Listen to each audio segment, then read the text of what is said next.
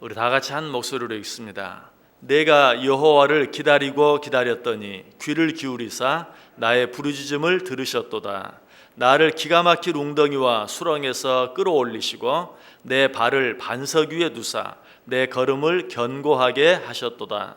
새 노래 곧 우리 하나님께 올릴 찬송을 내 입에 두셨으니 많은 사람이 보고 두려워하여 여호와를 의지하리로다. 아멘. 우리 하나님께서는 당신께 기도하고 부르짖는 자들, 또 하나님께 기도하고 부르짖은 후에 기다리고 또 기다리는 자들, 이런 자들에게 반드시 그들이 기도한 것들의 응답을 얻게 해주신다라고 말씀드렸어요. 어떤 응답들을 해주신다고 했습니까? 그 첫 번째 응답은 먼저 기도하는 자가 현재 처해 있는 상황, 너무나 힘들고 어려운 상황, 오늘 본문은 뭐라고 표현하고 있어요? 기가 막힐 웅덩이와 수렁에 빠져 있는 것과 같은 그런 상황 가운데서 건져내 주신다라고 말씀드렸어요. 그렇습니다. 우리는 여러 가지 많은 기도 제목을 가지고 하나님께 기도합니다. 하나님께 우리가 그렇게 그 기도 제목들을 아뢰며 기도할 때, 그리고 기도하고 나서 기다리고 또 기다릴 때 하나님께서는 우리가 기도한 그 기도 제목들을 들어주시고 응답해 주신다라고 말씀드렸어요. 그것뿐만이 아니라 그랬죠. 우리 하나님께서는 어떻게 하신다? 우리를 그 기가 막힐 웅덩이와 수렁에서 건져내 주실 뿐만 아니라 우리의 발을 반석 위에 두사 우리의 걸음을 견고하게 해주신다라고 말씀드렸어요. 그래서 우리를 기가 막힐 웅덩이와 수렁에서 건져내 주시는 것이 하나님께서 우리에게 응답해 주는 소극적인 방법이시라면 보다 적극적으로 하나님께서는 그 문제 가운데서 우리를 건져내 주실 뿐만 아니라 보다 적극적으로 우리의 발을 반석 위에 두사 우리의 걸음을 견고하게 해주신다. 2절 다시 보세요. 나를 기가 막힐 웅덩이와 수렁에서 끌어올리시고 내 발을 반석 위에 두사 내 걸음을 견고하게 하셨도다. 자, 우리는 이 사실을 통해서 하나님께서 우리의 기도에 응답해 주시는 놀라운 한 가지 원리를 발견하게 돼요. 그것이 무엇입니까? 우리가 무엇인가를 기도하고 구하면 하나님께서는 응답해 주신다. 우리가 기도한 그것을 응답해 주신다. 그러나 거기에서 그치지 아니하시고 어때요?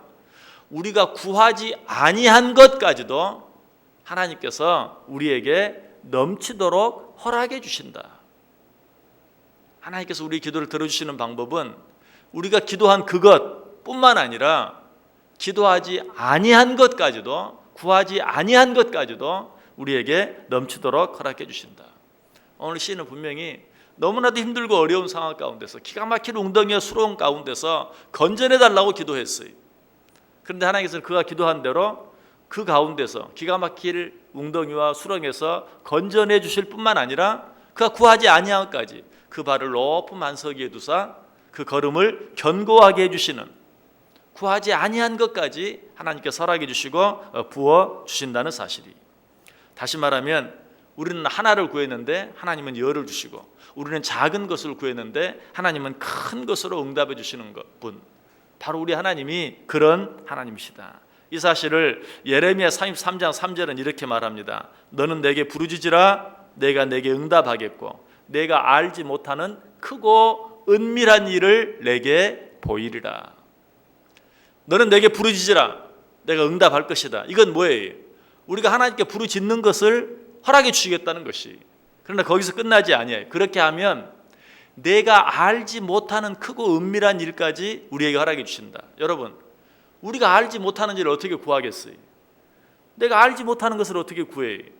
그런데 하나님께서는 내가 구하지 아니했을 뿐만 아니라 알지도 못하는 것까지 하나님께서 내게 허락해 주신다.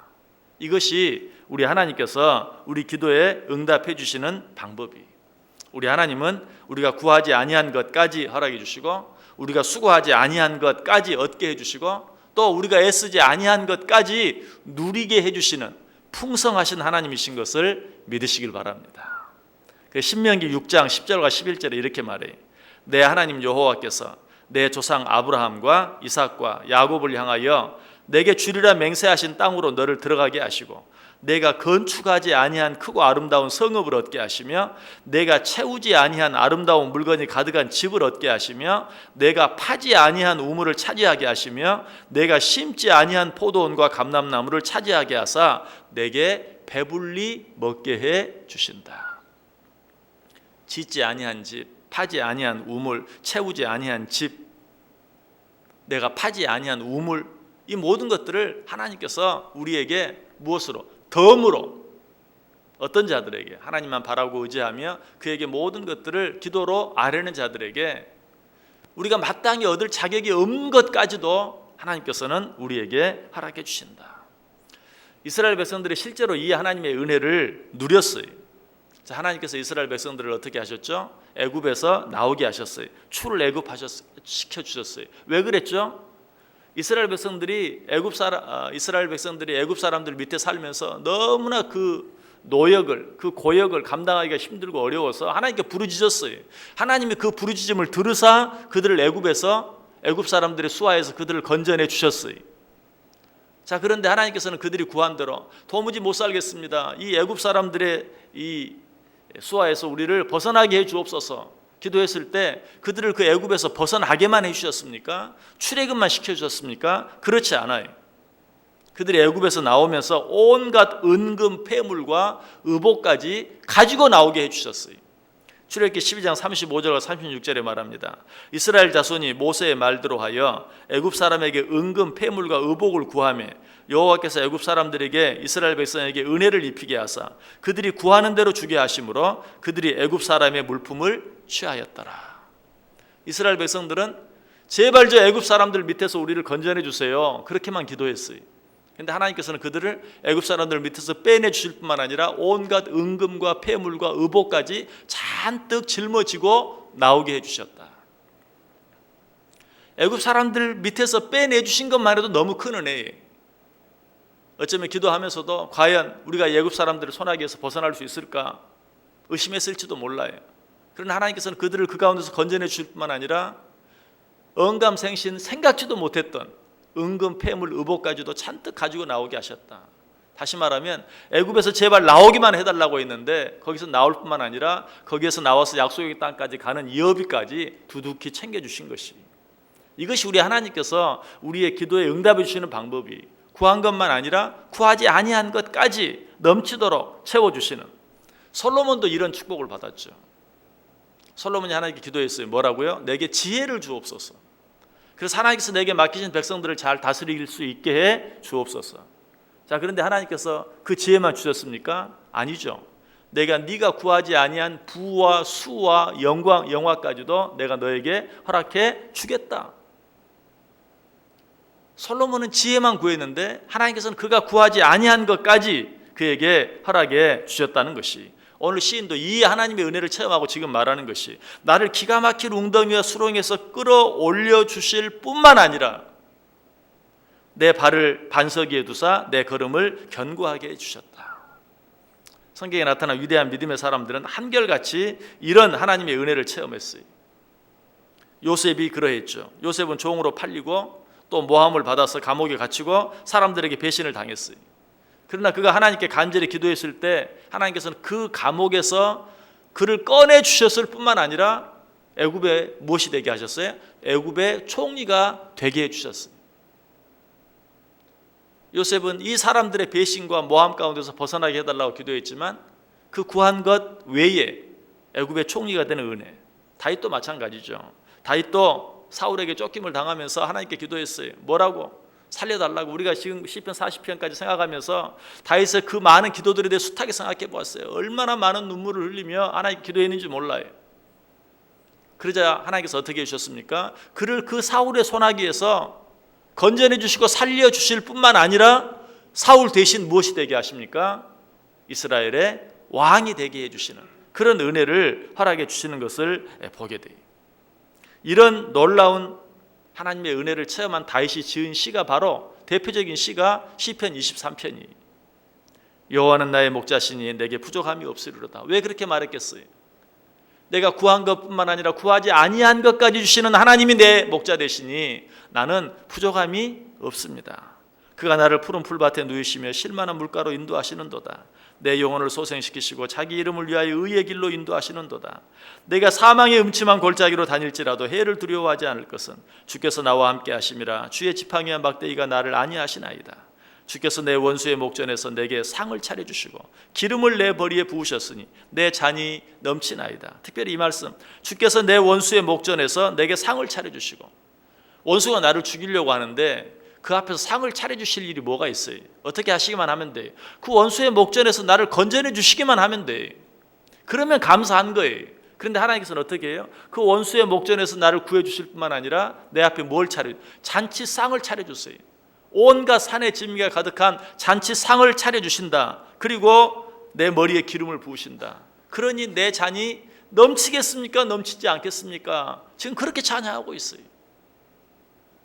내게 필요한 것을 아시고 그것을 주실 뿐만 아니라 지금 내가 구하지 아니한 것, 원수의 목전에 상을 차려주시고 내 머리에 기름을 부어주시기까지 하시니 내 잔이 넘치고 넘치나이다. 내 평생의 선하심과 인자하심이 반드시 나를 따르리니 내가 여호와의 집에 영원히 살리로다.